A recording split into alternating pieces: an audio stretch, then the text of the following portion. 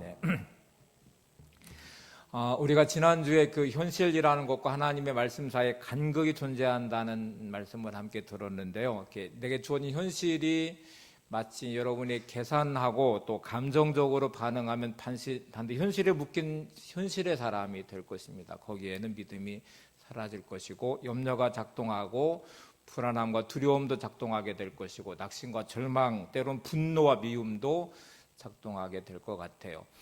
우리에게 필요한 것은 믿음이 필요한 것이죠. 말씀 붙잡고 일어서야 되는데 그래야 이제 믿음의 사람, 하나님의 말씀의 사람이 되고 그래야 가나안 땅에 정복이 가능하게 된 거죠. 여러분의 삶의 자리에 승리의 자리로 가게 되는데 자, 오늘 말씀은 그렇게 해서 정복이 이루어졌고 전쟁이 끝나는 장면까지 왔어요. 근데 뭔가 좀 문제가 생겼어요. 여기에 약간 남겨져 있는 지명들이 있는데 우리 안에 온전히 순종하지 못할 때 드러나는 내 안에 남아있는 것들, 이게 도대체 어떻게 작동하게 되는지를 살펴보려고 합니다.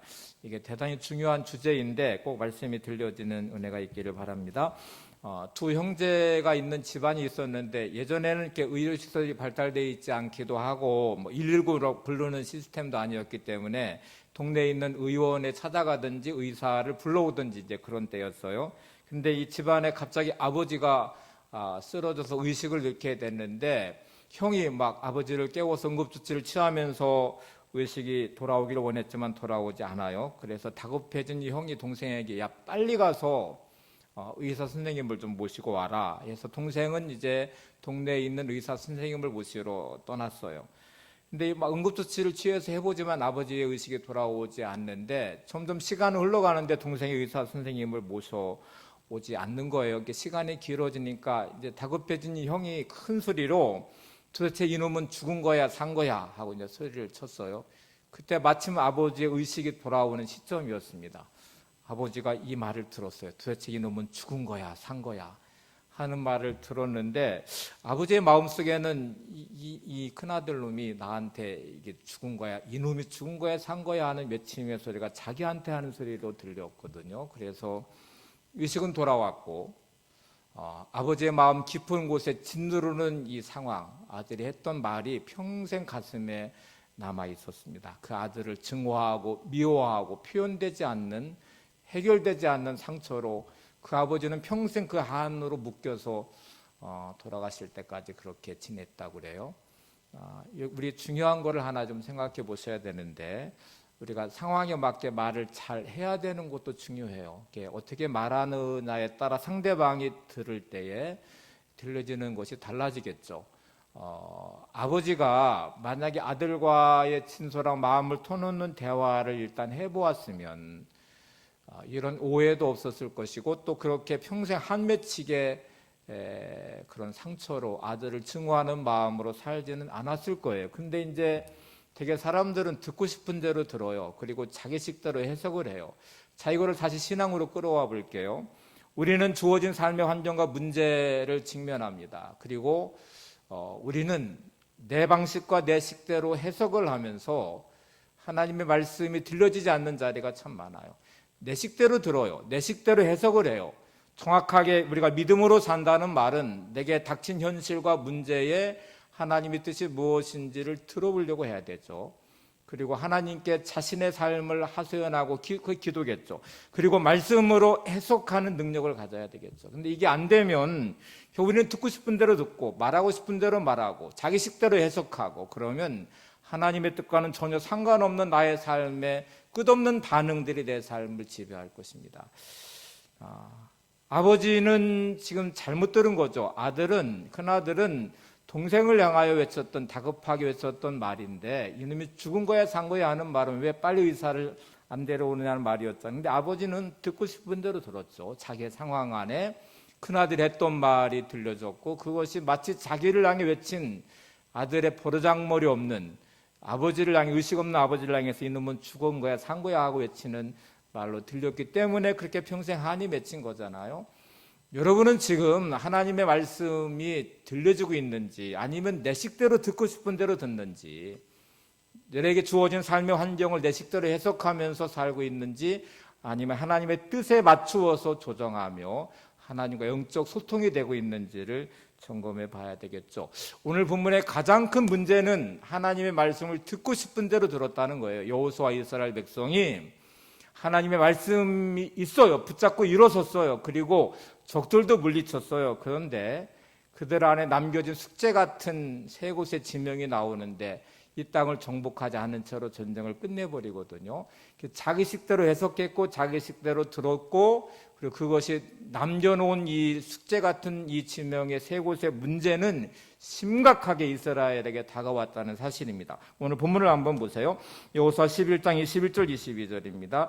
그때 여호수아가 가서 산지와 헤브론 드빌과 아납과 유다 온 산지와 이스라엘 온 산지에서 아낙 사람들을 멸절하고 그가 또 그들의 성읍을 진멸하여 바쳤으므로 이스라엘 자손의 땅에는 아낙 사람들이 하나도 남지 아니하였고 가사와 가드와 아스돗에만 남았더라. 여기 등장하는 이 아낙 사람들은 우리 귀에 익숙한 지명이고 사람들이에요. 40년 전에 이스라엘 백성은 가데스 바네에서 가나안을 정탐했습니다. 12명의 정탐꾼들이 정탐하고 40일을 정탐하고 돌아와서 10명의 정탐꾼이 했던 말들 중에 그 땅에는 아낙 자손이라는 거인들이 살고 있습니다. 그들에 비하면 우리는 메뚜기와 같습니다. 들어갈 수 없습니다. 차라리 애굽으로 돌아가야 됩니다 하고 말하면서 불평과 원망을 쏟아냈던 그 두려움의 대상이었던 아낙 사람들, 그리고 그것 때문에 이들은 불평과 원망과 이것이 온 밤에 이스라엘 백성들에게 퍼졌고 그들이 통곡하면서 결국 가나안에 들어가지 못하고 40년의 광야를 보내며 죽음을 맞이했던 그 대상인 아낙 사람들이 오늘 본문에는 멸절됐어요. 여호수아와 이스라엘 백성들이 현실과 하나님 말씀대의 간극을 극복해냈잖아요. 믿음으로 일어섰고 그리고 적들에 맞서 싸워서 드디어 적을 다 진멸시켰는데 어디까지 갔냐면 아낙 사람들이 사는 성읍도 다 진멸했고 그들의 사람들도 다 죽여서 오늘 성경은 이렇게 말했어요. 아낙 사람들이 하나도 남지 아니하였고 놀라운 승리를 거두었잖아요. 근데 이렇게 전쟁이 끝나버렸어요. 이제 11장에 여호수아가 했던 마지막 전쟁, 이스라엘 백성이 여호수아와 함께 했던 마지막 전쟁이고 12장에 가면 그 이긴 승리의 장소들, 왕들이 다 등장합니다.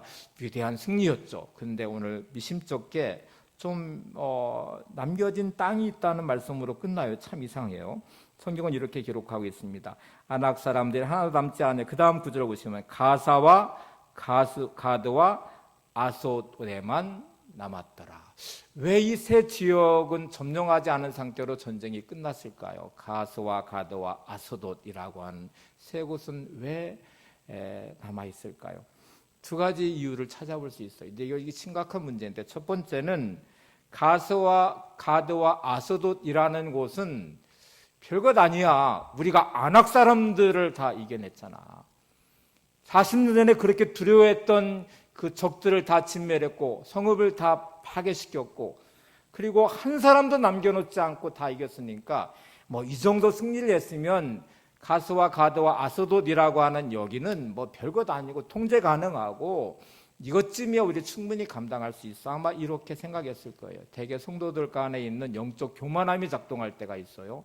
내가 신앙생활을 몇 년 했는데, 내가 기도를 얼마나 많이 하고 있는데, 내가 말씀을 얼마나 많이 알고 있는데 이런 것쯤이야 뭐 내가 문제될 일이 있겠어. 내가 아낙 자손도 이겼듯이 내가 이 정도의 믿음으로 살아와서 이만큼 내가 이렇게 살아왔는데 뭐 지금 현실에 이 정도 문제쯤이야. 별거 아니야. 근데 그것이 작은 거짓말일 수도 있고 작은 탐욕일 수도 있고 작은 욕망일 수도 있고 내게 남겨져 있는 내 속에 있는 작은 불평과 원망일 수도 있고요. 현실을 대하는 내 삶의 태도일 수 있습니다. 근데 여러분, 이게 별것 아닌 것처럼 보여지나요? 한번 보세요. 성경에는 여호수아 11장 22절의 개역 성경, 예전 번역된 성경에는 이렇게 되어 있어요. 가사와 가드와 아스돗이 약간 남았더라. 약간 남았다. 별것 아니야. 이렇게 성경에 표현되어 있는 거예요. 원어는 이렇게 표현되어 있습니다. 근데 하나님의 생각은 달랐어요. 오늘 여호수아 13장 1절, 여호수아가 이제 나이가 들어 죽음을 앞에 두는 순간 하나님 이런 말씀을 하세요.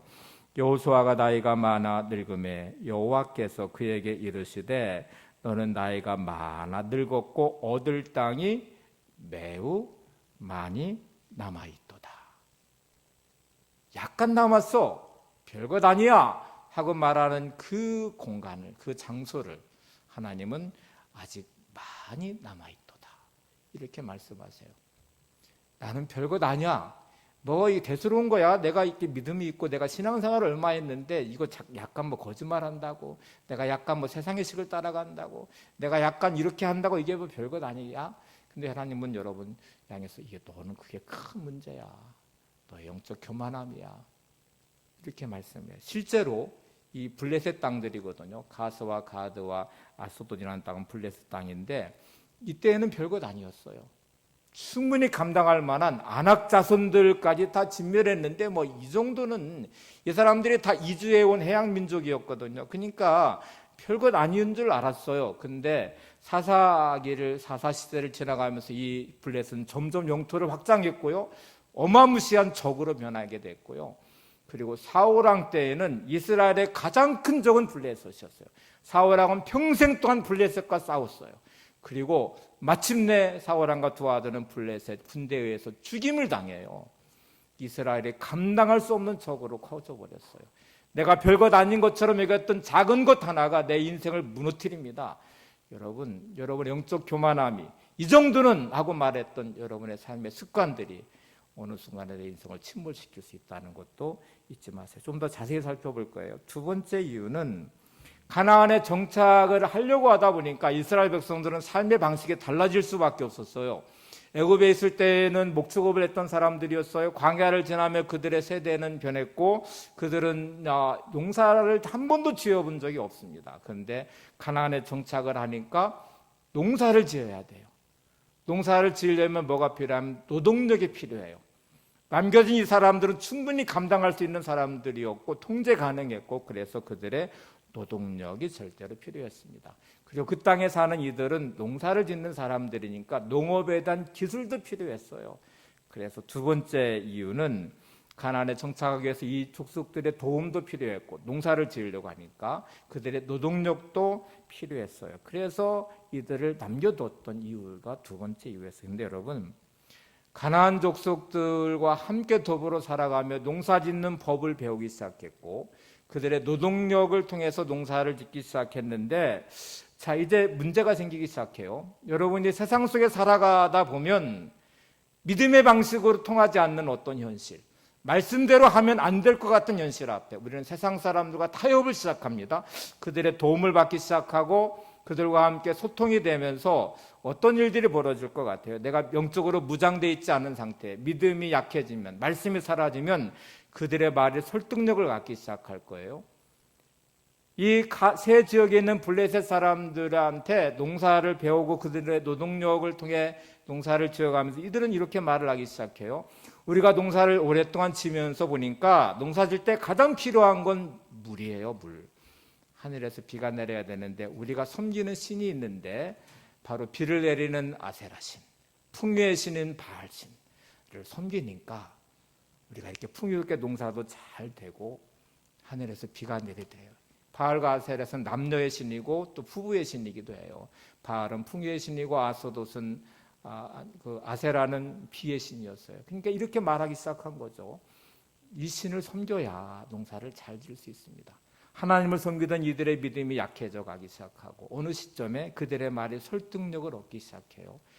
그러면 바알과 아세라 신을 섬기면 풍요롭게 농사도 잘 짓게 되고 그리고 하늘에 비도 내리는 것인가 보구나. 그래서 바알과 아세라 신을 섬기는 우상 숭배의 길로 가기 시작해요. 그리고 그들의 노동력을 통해서 일을 하기 시작하는 도움을 얻었지만 나중에는 그들에게 묶여버리는 자리까지 가잖아요. 실제로 북왕국 이스라엘과 남왕국 유다는 우상 숭배 때문에 나라가 망합니다. 여러분이 잘 아는 엘리야 시대 때에는 바알과 아세라 신이 온 이스라엘을 덮었어요. 이세벨을 통해서 들어왔죠. 그리고 갈멜산에서 이 850명의 바알과 아세라 신을 대결하는 장면도 나오게 되잖아요. 별것 아닌 것처럼 여겼던, 적당히 타협했던 여러분의 신앙이, 여러분의 믿음이 어느 순간부터 그 타협이 세상을 따라가기 시작할 거예요. 흉내내기 시작할 거예요. 세상의 방식에 익숙해진 나의 삶은 어느 순간부터 말씀을 버렸고 믿음을 버린 그 순간에 나의 영혼은 이게 올무가 될 것입니다. 성경은 정확하게 이렇게 말씀해. 신명기 7장 16절 가나안에 들어가기 전 하나님은 모세를 통해서 이렇게 경고를 하셨어요. 내 하나님 여호와께서 내게 넘겨주신 모든 민족을 내 눈이 긍휼히 여기지 말고 진멸하여 그들의 신을 섬기지 말라. 그것이 내게 올무가 되리라. 내 눈이 긍휼히 여기지 말고 진멸하여 그들의 신을 섬기지 말라. 그것이 내게 올무가 되리라. 가사와 가스와 아스돗 이 세 지역은 별것 아니야. 우리가 안악자손도 이겼는데 우리가 신앙생활 하면서 내가 이렇게 믿음으로 내가 여기까지 왔는데 이 정도는 별거 아니야. 이 정도 거짓말 하는 것, 이 정도 탐욕을 부리는 것, 이 정도의 내가 말씀을 떠나는 것 별거 아니야. 세상 사람들과 어울리면서 우리는 능히 감당할 것처럼 생각해요. 그들의 도움을 받으면서 그들의 방식에 익숙해져 따라가기 시작하면서 별것 아니야. 근데 여러분, 그 남겨진 그들의 모습의 방식이 결국 나의 삶의 습관이 되어버리고요. 그들의 신을 섬기는 우상숭배로 가버리고 그것이 올무가 됐다는 것이죠. 근데 이 세 지명이 성경에 어떻게 등장하는지를 보세요. 여러분이 남겨둔 별것 아닌 것들이 나의 인생을 어떻게 올무가 돼서 무너뜨리는지 한번 보세요. 첫 번째 정복되지 않은 지역이 가사라는 지역입니다. 지중해의 해안 지역이면서 이게 지금은 가자지구라고 불린다고 그래요. 팔레스타인에 지금 아랍 사람들이 살고 있는 땅이 가사지구잖아요. 근데 여기에 등장하는 인물이 연결된 인물이 삼손이라는 사람이 나와요. 성경은 이 가사 지역을 이렇게 삼손과 연결됨을 말합니다. 사사기 16장 1절을 보세요. 삼손이 가사에 가서 거기 한 기생을 보고 그에게 들어갔더니, 삼손이 어디를 갔어요? 가사, 블레셋 땅인 가사로 들어가서 한 기생을 만났다는 내용이 나와요. 별것 아니라고 생각했겠죠. 삼손은 능히 감당할 수 있다고 생각했겠죠. 왜냐하면 삼손은 나시린이었어요. 태에서부터 하나님께 구별된 사람으로 능력이 있었어요. 성경은 이렇게 그를 소개합니다. 사사기 13장 7절을 보세요. 그가 내게 이르기를, 보라, 내가 임신하여 아들을 낳으리니 이제 포도주와 독주를 마시지 말며 어떤 부정한 것도 먹지 말라. 이 아이는 태에서부터 그가 죽는 날까지 하나님께 바쳐진 나시린이 됨이라 하더이다 하니라. 자, 삼손은 태에서부터 하나님께서 택하셔서 구별한 나시린이 아니 구별된 자라는 뜻이거든요. 그래서 부모로부터 이제 태어난 순간에, 야, 너는 구별된 나시린이야. 그래서 너는 포도주와 독주를 마시면 안 돼. 머리에 삭도를 내지 않을 거야. 시체도 만지지 말아야 돼. 이렇게 구별된 사람으로 키웠을 거예요. 그리고 실제로 삼손에게는 어마어마한 힘과 능력이 생겼어요. 그리고 아마 그는 그런 힘과 능력을 통해서 나는 모든 것을 다 감당할 수 있어. 나는 시험에 빠지지 않을 거야. 나는 이길 거야. 이렇게 생각하니까 가사로 내려가는 거를 대수롭지 않게 여겼을 거예요. 이방 여인을 만나는 것, 기생 만나는 것도 별거 아니라고 생각했을 거예요. 근데 여러분, 우리가 세상 속에서 살아가는 것의 방식을 잘 생각해 보시면 여러분의 신앙 경력으로 이길 수 있는 게 아니죠. 여러분이 나는 구별된 사람이야. 나는 예수 믿은 지 얼마나 됐는데, 내가 기도를 얼마나 많이 하는데, 이렇게 생각하면서 부딪히는 현실에 대수롭지 않은 것들이 어느 순간부터 올무가 될 것입니다. 다윗과 한번 비교를 해보려고 그래요. 다윗이 시편 1편에 이런 고백을 해요. 내가 악인의 꾀를 따르지 않고 죄인의 길에 서지 않고 오만한 자의 자리에 앉지 않고, 이렇게 안 하고 라는 게 지금 이게 삼손의 방식이거든요. 삼손은 구별된 자로 안 하고 해서 힘을 가진 사람이었어요. 근데 여러분, 이것만으로 우리가 이길 수 있을까? 내 생각과 마음을 지키는 방식은 내가 구별된 자로서의 삶의 방식을 뛰어넘어서 하나님 사랑하셔야 돼요. 말씀을 주야로 묵상하는 사람이 돼야 돼요. 다윗의 승리의 비결은 여기 있습니다. 1절만으로는 안 돼요. 악인의 꾀를 따르지 않고 죄인의 길에 서지 않고 오만한 자의 자리에 앉지 않고. 그런데 2절에 보시면 이렇게 되어 있어요. 오직 여호와의 율법을 즐거워하여 그 율법을 주야로 묵상하는도다. 자, 여러분, 이 비결을 잘 보세요. 내가 하나님을 사랑하는 마음이 가득해요. 말씀이 늘 내 안에서 말씀을 즐거워해요. 그리고 주야로 묵상한다는 말은 내 생각과 마음을 늘 말씀이 흘러가도록 하고 있어요. 그러면 세상 속에 살면서 말씀이 내 생각과 마음을 주장하니까 구별된 자로서의 삶을 온전히 살아갈 수 있죠. 다윗이 그 많은 광야의 고통과 어려움을 당하면서 왜 시험에 넘어지지 않았냐면 하나님을 찾는 마음이 그에게 있고 하나님을 향한 열정이 그에게 있고 사랑하는 마음이 있고 말씀이 그 안에 늘 주야로 묵상이 됐기 때문에 그래요. 다윗의 타락도 왔죠. 어디서 온지 아세요? 그가 왕이 되고 난 후에 이제 평안해졌어요.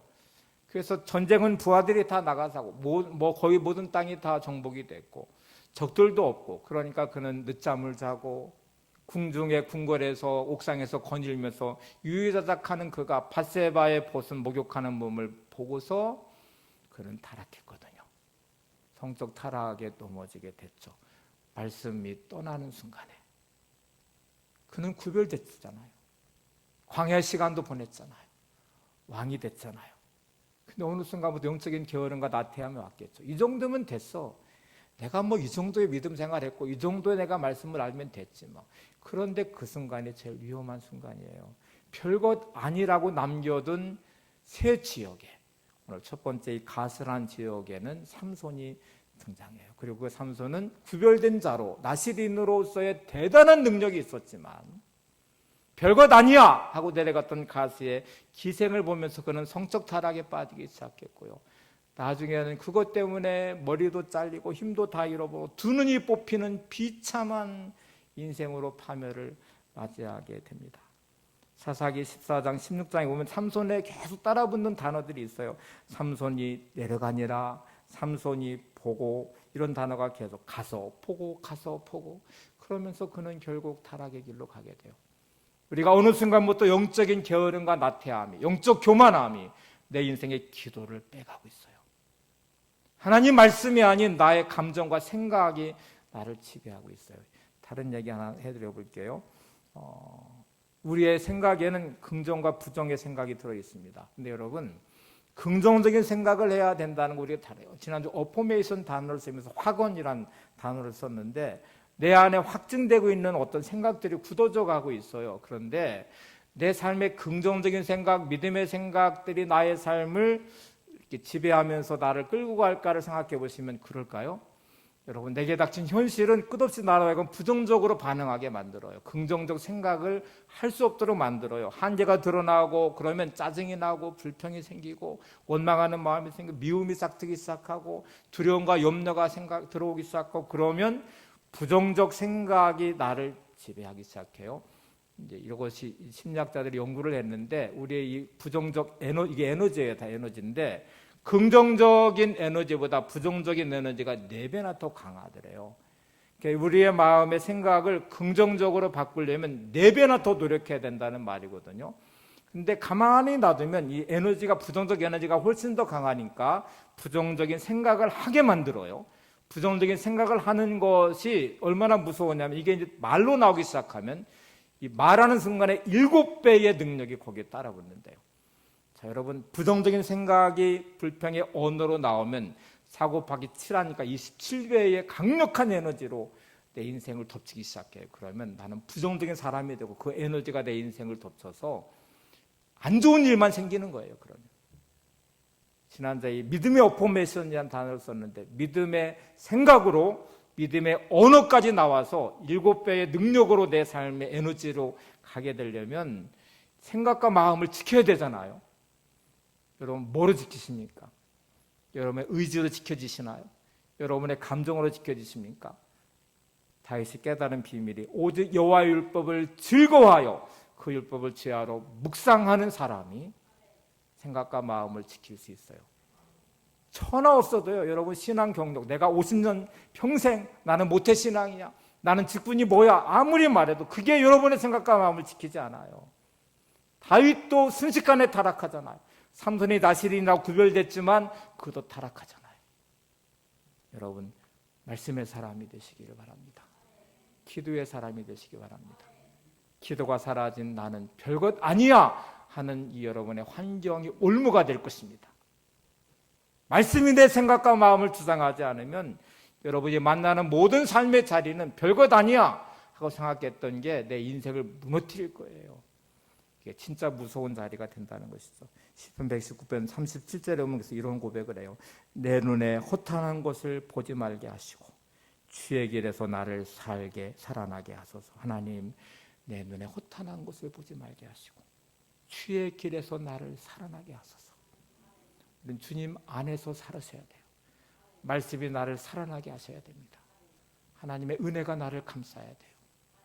어느 순간에 은혜가 빠지면 그 자리는 불평과 원망이 차지할 것입니다. 말씀이 빠져나가면 온통 내 생각과 세상적인 가치가 물들기 시작할 것입니다. 그렇게 시작되는 우리의 인생은 그렇게 무너질 거예요. 가사의 위험함은 삼손의 위험함처럼 첫 번째 이 함정에 빠지지 마시기 바랍니다. 두 번째 남은 곳이 가드라는 곳이었어요. 가사와 가드. 여기도 블레셋 땅이에요. 자, 블레셋 땅의 이 가드에 가장 유명하게 등장하는 인물은 골리앗이라는 인물이에요.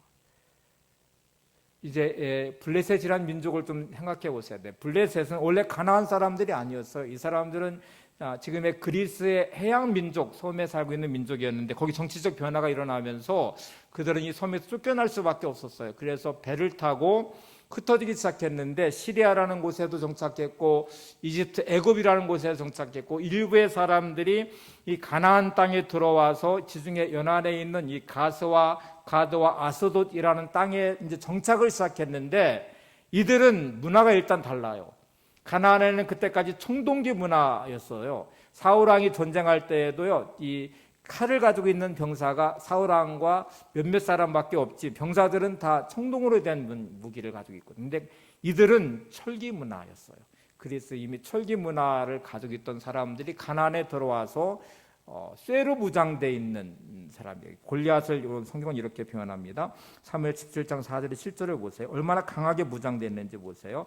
블레셋 사람의 진영에서 싸움을 도두는 자가 왔는데 그 이름은 골리앗이 어디예요? 가드 사람이다. 정복하지 않는 땅이죠. 가드 사람이라. 그의 키는 6규빗 한 뼘이요 머리에는 노투구를 썼고 몸에는 비늘 갑옷을 입었으니 그 갑옷의 무게가 놋 5,000세겔이며 창날에 그의 다리에는 놋 각반을 쳤고 어깨 사이에는 놋 단창을 메었으니 그 창자루에는 배틀채 같고 창날을 철 600세겔이며 방패든 자가 앞서 행하더라. 다 이렇게 따져볼 필요는 없고요.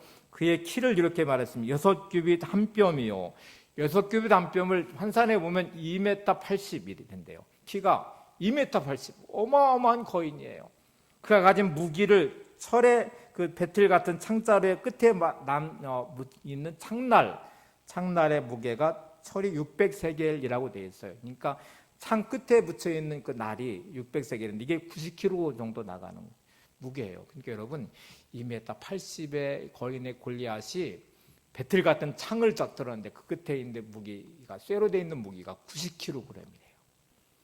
이런 어마어마한 적이 지금 딱 버티고 서 있어요. 가드 출신이에요. 이스라엘이 남겨놓은 땅 가드. 힘의 상징인 골리앗이 거기서 나왔어요. 그 골리앗 앞에 사울왕과 이스라엘 백성들은 두려움에 떨고 있습니다. 세상의 힘 앞에 두려워하고 있는 사울왕과 이스라엘 군대들. 우리는 힘의 논리를 따라가는 경우가 많아요. 세상의 힘 앞에 우리는 참 비굴해집니다. 초라하고 두려움을 떨기 시작해요. 육신의 힘이죠. 어떤 사람들은 돈의 힘 앞에서 비굴해져요. 어떤 사람은 권력의 힘 앞에서 비굴해져요. 지식도 힘이고 정보도 힘이고 다 힘이에요. 힘의 논리로 세상은 지배되고 힘의 논리로 세상은 움직여가고 있는데 많은 사람들이 이 힘을 추구하며 살아요. 가드의 골리앗 같은 힘을 얻고 싶어 해요. 그것이 돈의 힘이든 권력의 힘이든 명예의 힘이든 어떤 자리이든지 지식이든지 힘 앞에 비굴해지고 힘을 추구하고 마치 그 힘만 있으면 내 삶이 승리할 것처럼 착각해요. 여러분, 권력을 가지면 행복할까요? 권력을 가지면 승리할까요? 돈이 많으면 여러분 행복하고 승리한 인생이 될까요? 우리는 돈의 힘을 원하고 권력의 힘을 원하고 지식의 힘을 원하고 그렇게 살아가는데 그 힘이 우리의 함정이라는 것도 아셔야 됩니다. 여러분, 골리앗을 물리치는 것은 사울왕도 아니었고 이스라엘 군대도 아니었어요. 군대의 힘으로도 불가능했고 사울왕도 키가 어마어마하게 컸어요. 2m가 사울왕도 넘었어요. 근데 거기에 다윗을 한번 생각해 보세요. 다윗은 소년, 10대의 소년이었어요. 그에게는 사울이 입었던 갑옷도 맞지 않았고 칼도 질질 끌렸어요. 다윗이 가진 것은 돌멩이 하나, 물맷돌 5개잖아요. 돌멩이가 그의 무기였어요. 그는 목동의 복장으로 물맷돌을 가지고 골리앗 앞에 나갑니다. 세상의 힘의 상징인 골리앗, 가드 출신. 가드는 힘의 상징을 말해요. 가드의 힘 앞에 다윗의 나감은 그가 가진 세상의 힘이 아니었다는 걸 아셔야 돼요. 키가 1m 80인 앞에 다윗은 소년, 칼날의 그 끝이 90kg가 나가는 그 무기 앞에 다윗은 돌멩이 하나. 근데 다윗이 의지한 것은 세상의 힘이 아니라 하나님을 의지하죠. 여러분은 어떤 힘을 의지하십니까? 세상 가운데 살아가면서 돈의 힘을 원하시나요? 권력의 힘을 원하시나요? 그것만 있으면 될 것 같으신가요? 그게 무서운 가드의 함정이라는 거 아셔야 돼요. 우리에게 필요한 건 하나님의 힘입니다. 하나님의 능력입니다. 이 믿음으로 나가는 게 중요해요. 사울 왕이 겸손했었어요. 왕이 되기 전까지. 근데 왜 사울 왕이 타락한 줄 아세요? 왕이란 힘에 매몰되면서 타락했어요. 사울 왕이 사무엘에게 기름 부음 받기 전에는 아버지의 잃어버린 나귀를 찾아가는 순종의 아들이었어요. 사울 왕이 기름 부음을 할 때 그 옷보따리 쪽에 숨어 있는 겸손의 사람이었어요. 근데 그가 왕이 되고 난 후에 왕을 힘을 갖기 시작했어요. 그 순간부터 그는 교만해지기 시작합니다. 어디까지 교만해지는지를 보세요. 힘의 논리를 따라가니까 더 큰 힘을 원해요. 더 큰 능력을 원해요. 블레셋과의 전쟁을 사울 왕은 평생 블레셋과 싸우다가 블레셋에 의해서 죽었어요. 근데 그는 이 블레셋이란 강대한 적을 물리치는 힘이 그에게 있었는데 그거는 자신의 힘이 아니라 하나님의 힘이어야 되거든요. 근데 골리앗 앞에 숨어있는 두려움에 떨고 있는 사울 왕도 보지만 이제 블레셋과 전쟁을 해야 되는데 이제 그 적진 앞에 딱 섰는데 적들이 너무 강하니까 군인들이 도망가기 시작을 했어요. 사무엘 선지자가 내가 갈 때까지 전쟁에 나가시면 안 됩니다. 내가 가서 하나님께 제사를 드릴 때까지 하나님께 예배하고 나서 나가야 됩니다. 이렇게 말했는데 3일이 돼도 오지 않으니까 사울 왕이 군대는 점점 더 군사들은 도망가고 두려움에 떨고 있으니까 자기가 제사장이 되어버려서 하나님께 제사를 드리고 전쟁에 나가려고 했어요. 자, 영역을 침범했죠. 왕의 힘이 마치 제사장의 힘까지 침범해버렸어요. 근데 그때 사무엘이 왔어요. 와서 왜 그랬냐고 말했어요. 넘지 말아야 될 선을 일단 넘어버린 거잖아요. 그때는 이렇게 사울이 뭐라고 말했냐면 부득이해서라고 핑계를 대요. 부득이해서. 우리는 인생에 너무 많이 무너지는 자리는 뭐라고 핑계대냐면 부득이해서. 여러분 말씀으로 일어서야 되는 자리, 기도해야 되는 자리, 하나님을 의지하고 믿음을 지켜야 되는 자리에 우리는 하나둘 무너집니다. 말씀이 사라지고 감정이 앞서기 시작하고 세상의 방식이 앞서고 하나님의 말씀이 사라지고 그리고 우리는 이렇게 말합니다. 부득이해서. 세상의 힘이 사라지는 어떤 자리에 나는 초라해져요. 그래서 다윗과 같이 말씀으로 일어서기보다는 부득이해서 이렇게 핑계를 대요. 그리고 그는 그렇게 왕의 자리를 빼앗깁니다. 하나님이 너의 왕의 자리를 빼앗아서 다른 사람에게 옮길 것이라는 말씀을 하셨어요. 그런데 사울 왕은 끝까지 자신의 힘의 논리를 따라가기 시작해요. 자신의 힘의 논리를 힘을 위협하는 한 사람이 나왔는데 다윗이에요.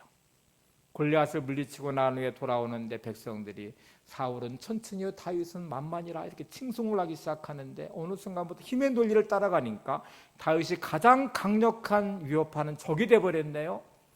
그러니까 다윗을 죽이려고요 미쳐가기 시작해요. 그래서 사위도 삼았다가 그것도 통제가 안 되니까 창을 3번이나 던져 죽이려고 하다가 다윗이 도망가니까 광야로 추격해서 3,000명의 군대를 데리고 다윗을 끝까지 추격해 죽이려고 하는데 여러분 다윗은 하나님을 의지하는 믿음의 사람이었어요.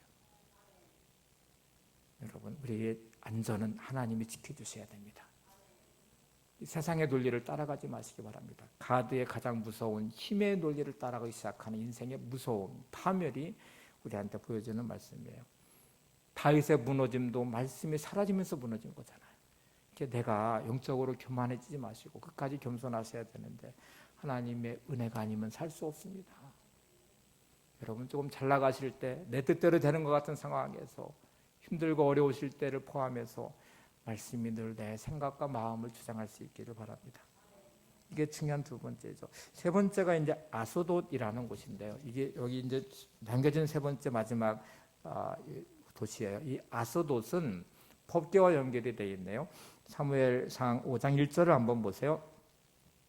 블레셋 사람들이 하나님의 교회를 빼앗아 가지고 에베네셀에서부터 어디 이르렀어요? 아소돗에 이르니라. 블레셋 사람들이 하나님의 교회를 가지고 다곤의 신전에 들어가서 다곤 곁에 두었더니, 자, 이 사건을 좀 이해를 해야 되겠죠. 이스라엘과 블레셋이 이제 전쟁을 해요. 사사시대부터 끝없는 적이 되어버렸잖아요. 전쟁을 하는데 이때 엘리의 제사장은 엘리옥속, 엘리의 두 아들 홈리와 비느하스라는 두 아들이 있는데 역시 제사장이에요. 엘리가 나이 많이 들어가면서 이제 홈리와 비느하스가 제사장의 역할을 하고 있는데, 이게 얼마나 오만방자한지, 어느 순간부터 신앙의 교만함에 들어가면 오만방자해지기 시작해요. 그러면 말씀을 뛰어넘는 자기의 행실이 드러나기 시작해요. 엘리와 홈리와 비느하스는 이제 성막의 제물로 가져오는 것들을 드리기도 전에 좋은 것 다 빼서 자기들이 먹어버려요. 성전에 오는 여인들을 막 함부로 막 범하기 시작한 성적 타락도 와요. 하나님 알기를 아주 우습게 알아요. 우리의 삶의 자리에 어떤 순간부터 하나님을 우습게 알기 시작해요. 내 방식과 내 생각이 지배하면서 신앙도 무너지고 원칙도 무너지고 믿음도 사라지고 온통 내 혈기와 내 감정과 내 생각이 지배하는 그 삶의 자리. 근데 전쟁이 일어났단 말이죠. 블레셋이 쳐들어오니까 전쟁에 나가야 돼요. 홈리와 비느하스가 전쟁터에 나갔는데 그때서야 하나님의 이름으로 나가면 승리한다고 생각하고 법궤를 가지고 왔어요. 지성소 안에 있는 법궤. 처음에는 블레셋 사람들이 두려워 떨었습니다. 하나님의 법궤가 이스라엘 진영 중에 있다는 사실을 알고 두려워 떨었는데 전쟁을 해보니까 아무것도 아니거든요. 그래서 다 물리치고 나서 이 법궤를 빼앗아 버렸어요. 홈리와 비느하스는 그렇게 죽임을 당했어요. 자, 이제 세 번째 이 아소돗이라는 곳은 우상 숭배와 아주 깊은 연관을 맺습니다. 아소돗에 이 신전이 있는데 어디 신전이냐고 되냐면 다곤 곁에 두었더라. 다곤은 블레셋 사람들이 섬기는 신이었어요. 그리고 이 신은 해양 민족이었던 이들이 물고기의 신이에요. 그래서 물고기 형상으로 되어 있지만 머리도 있고 팔과 다리도 있는 인간의 몸과 합성되는 물고기 형상인데, 이 다곤 신전 우상 숭배의 근원지가 아소돗이잖아요. 거기에 이 다곤 신전에 법궤를 갖다 놔버렸어요. 이 당시에는 신들의 전쟁으로 인식됐기 때문에 이스라엘을 물리친 것은 하나님을 이겼다는 것이고, 하나님의 임재의 상징인 법궤가 다곤 신전 안에 들어왔다는 것은 다곤 신 앞에 굴복됐다는 것을 의미하는 내용이었어요. 자, 일단 홈리와 비느하스는 하나님을 섬기는 제사장인데 법궤를 우상 섬기도 돼버린 거죠. 믿음은 없는데, 대개 사람들은 신앙은 없는데 위기에 닥치면 하나님께 기도해요. 마치 우상 섬기듯이 하나님을 그렇게 취급하는 경우도 많아요. 다곤 신전 앞에 놓여져 있는 법궤는 그들은 이겼다고 생각하고 우상 숭배의 그 진원지 다곤 신전 아소돗 안에 있는 이 신전 안에 법궤가 들어왔어요. 하룻밤을 자고 났더니 아소돗에 있는 그 다곤 신전 안에 있는 이 신들이 그 법궤 밑에 다 그냥 엎드려져 버렸어요. 다 내려와 있어요. 그래서 누가 장난쳤나 보다 하고 다시 올려놨는데 그 다음날 보니까 목이 잘리고 팔다리가 잘리고 그래요. 그때서 그들은 하나님을 두려워하기 시작합니다. 다시 법궤를 돌려보는 장면이 나오잖아요. 자, 이제 여러분, 우상은 하나님의 대용품이에요. 짝퉁이라는 말이죠. 우리가 하나님을 섬긴다고 말하는데 많은 경우에 하나님은 마치 법궤를 가져오면 돼 하고 말하듯 하나님의 대용품으로 삼는 경우도 많아요. 때로는 돈이 하나님의 자리에 와 있습니다. 때로는 권력이 하나님의 자리에 와 있습니다. 때로는 내 생각이 우상이 되어버려서 하나님의 자리에 자리 잡고 있어요.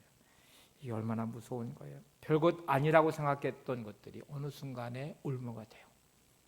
이 정도쯤이야, 내가 믿음 생활을 하는데 이 정도쯤이야 하고 생각하는 그것들이 나의 삶에 가장 큰 위협이 되기도 합니다. 제가 톨스토이의 내용, 소설 속에 나와 있는 이야기 하나 좀 전해드려 볼게요. 많이 들어보았을 이야기이기도 해요. 톨스토이의 그 작품 속에 한 신부가 이제 고해성사를 받잖아요. 근데 두 명의 성도가 와서 고백하는 내용을 들어요. 한 사람이 와서 제가 너무너무 큰 죄를 졌습니다. 이 죄를 어떻게 하면 좋아요? 하고 이렇게 고백을 했어요. 생각나는 큰 죄, 누구나 알 수 있는 큰 죄, 뭐 예를 들어 도둑질했다, 또 무슨 어떤 강도를 했다, 어떤 큰 죄를 줬다고 생각해 보세요. 나도 너무 큰 죄인이야. 신부가 말하기를 밖에 나가서 큰 돌 하나를 가져와 보세요 하고 해서 가져왔어요. 다시 갖다 놔 보세요. 그냥 갖다 놨어요. 자리가 분명하죠. 가져온 자리가 분명해요. 다음에 한 사람이 와서 저는 죄가 별로 생각이 안 나요. 어떤 죄를 지는지 잘 모르겠는데 마음은 늘 괴롭고 힘들어요. 근데 어떤 죄를 지는지 모르겠어요. 이때 신부가 그러면 밖에 나가서 작은 돌 여러 개를 좀 가져와 보세요. 가져왔어요. 다시 그 자리에 갖다 놔 보세요. 어디서 가져왔는지 알겠어요? 작은 돌 여러 개 가져왔는데. 죄가 그런 거래요. 내가 알고 있는 죄들은 내가 맞아 죄인이야, 회개해야지, 하나님 앞에 내가 회개해야지, 이렇게 생각하는 죄는 어쩌면 큰 문제가 되지 않은 경우도 많아요. 왜냐하면 내가 알고 있고 회개하고 있고. 근데 작은 죄들, 별것 아닌 가스와 가드와 아스돗이라고 하는 별것 아닌 지역처럼 내 인생 가운데 행해지는 거 보세요. 여러분, 내 삶에서 생각 속에 있는 불평과 원망 별거 아니지 뭐. 짜증내고 화나는 거 별거 아니지 뭐. 근데 말씀에서 이미 벗어나 있잖아요. 미워하고 분노하는 것 별거 아니지 뭐. 근데 그런 것들이 올무가 되고 있다는 거 아십니까? 그런 것들이 순식간에 내 인생을 무너뜨리고 있다는 거 아십니까? 별것 아닌 것, 우리 속에 남겨진 것들은 도대체 뭘까를 한번 생각해 보세요. 약간 남아있는 그것이 나의 삶의 가장 무서운 올무가 되기도 해요. 여러분, 가장 위험한 자리는 여러분의 삶의 자리가 아니에요. 여러분, 하나님 함께 하시면 요단강도 문제되지 않아요. 여리고성도 문제되지 않아요. 여러분의 삶의 환경이 문제가 커 보이지만 그게 별거 아닙니다. 하나님 함께 하시면 골리앗 앞에 다윗과 같이 믿음으로 일어서시면 별것 아니에요. 근데 뭐가 진짜 문제인지 아세요? 여러분의 생각과 마음이에요. 가장 무서운 영적 전쟁터는 여러분의 삶의 자리가 아니라 여러분의 생각과 마음이에요. 가룟 유다의 생각에 사단이 예수님을 팔려는 생각을 넣었으니까 가룟 유다가 예수님을 팔아버렸거든요. 사단은 여러분의 환경을 통해서 시험하는 듯 보이지만 골리앗 같은 환경이어도 믿음으로 무장되어 있으면 그거 아무것도 아니죠. 홍해가 가로막혀서도 아무것도 아니죠. 근데 생각이 무너져 보세요. 아까 말한 대로 긍정적인 생각보다 부정적인 생각의 에너지가 훨씬 더 강해요. 4배가 더 강하대요. 말씀으로 무장되어 있지 않는 생각, 주야로 묵상되지 않는 나의 생각과 마음, 지켜지지 않는 나의 생각과 마음은 사단이 생각 하나만, 부정적 생각 하나만 넣어도 그게 입 밖으로 나오는 순간에 7배나 더 강력한 에너지를 얻어서 삶을 삼켜버릴 것입니다. 여러분의 생각은, 여러분의 마음은 지켜지십니까? 하나님을 즐거워하십니까? 예배를 사랑하십니까? 말씀이 주야로 묵상되고 계십니까? 그렇게 지켜지는 생각과 마음이 삶을 이겨낼 거예요.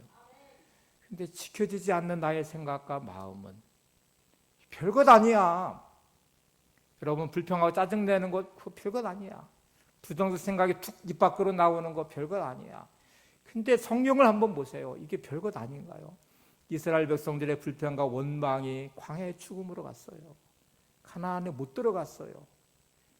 미움과 분노, 짜증스러운 말 한마디, 여러분 어마어마한 에너지로 인생을 침몰시켜요. 이게 올무가 된대요. 별것 아닌 게 아니잖아요. 그럼 우리는 정말 마음을 성찰하시면서 약간 남은 별것 아닌 것들을 끝까지 정복하셔야 됩니다. 안악자손을 이겼다는 것으로 만족하지 마시고요. 남겨진 가서와 가드와 아스돗까지 정복하셔야 돼요. 제가 마지막으로 샤를드 푸코의 기도를 함께 나눌 거거든요. 용서하소서라는 기도인데 이 기도를 한번 보고 제가 설명하고 다시 한번 고백해 보려고 합니다. 그냥 한번 같이 읽어 고백해 볼게요.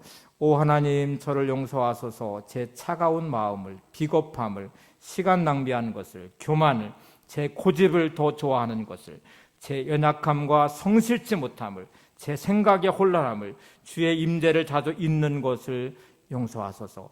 저의 죄를 용서하소서. 제가 범한 모든 허물을, 특별히 주님을 믿은 이후에 범한 죄들을, 주님께서 주신 많은 은혜를 감사드립니다. 나의 주 나의 하나님 오셔서 저를 도와주소서. 저를 믿게 하기 위해 주님은 제게 은혜를 피처럼 부어주셨습니다. 지금도 주시는 주님의 은혜를 사용하여 제게 기대하시는 일을 이루게 하소서. 주님은 자격 없는 저를 한없는 사랑으로 부르시어 일을 맡기십니다. 나의 하나님, 우리 주 예수 그리스도를 위해 제 마음을 당신께 돌려주소서.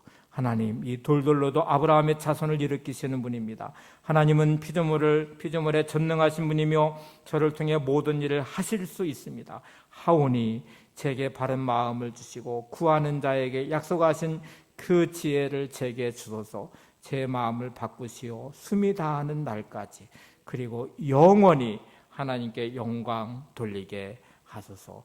자, 여러분, 용서하소서라고 드리는 이 샤를드 푸코의 기도 중에 앞부분을 한번 집중해 보세요. 이렇게 용서하소서 하고 이렇게 말합니다. 다시 처음 부분을 비춰줘 보세요.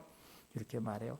제 차가운 마음을, 비겁함을, 시간 낭비한 것을, 교만을, 제 고집을 더 좋아하는 것을, 제 연약함과 성실치 못함을, 제 생각의 혼란을, 주의 임재를 자주 잊는 것을 용서하소서. 여러분, 별것 아닌 것처럼 느껴지시는 이 작은 것 하나하나 보세요. 여러분의 연약한 마음, 차가워진 마음, 하나님을 향한 열정이 사라진 마음, 말씀을 묵상하지 않는 마음, 시간 낭비하고 교만을, 제 고집을 더 좋아하는 것을, 제 연약함과 성실치 못함을, 제 생각의 혼란을. 이게 가스와 가드와 아스돗이에요. 별것 아닌 거잖아요. 근데 이게 인생을 무너뜨리는 무서운 플래셋이 됩니다.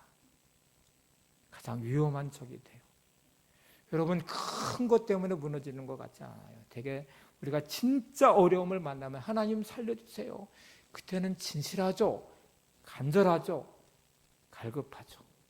그때 하나님을 향한 믿음도 회복될 것이고, 예배에 대한 열정도 회복될 것이고, 기도에 대한 은혜도 회복될 것이고. 근데 어느 순간부터 별것 아닌 것 같은 가스와 가도 아스돗, 이 블레셋이 어마어마한 촉이 돼서 나를 침몰시켜요. 삼손이 무너지는 가스, 블레셋의 힘이 작동하는 가드, 우상숭배가 가득한 아스돗, 여러분의 생각일 것이고, 여러분의 마음일 것이고, 여러분의 삶의 자리일 수 있습니다. 오늘 여기서부터 시작하시기 바랍니다. 하나님, 제 무너진 제 마음의 탄이 수축되게 해주세요. 지켜지지 못한 나의 생각과 마음을 지켜주게 해주세요. 끝없이 하나님의 말씀이 흘러가게 도와주세요. 기도로 세워가는 인생 되게 도와주세요.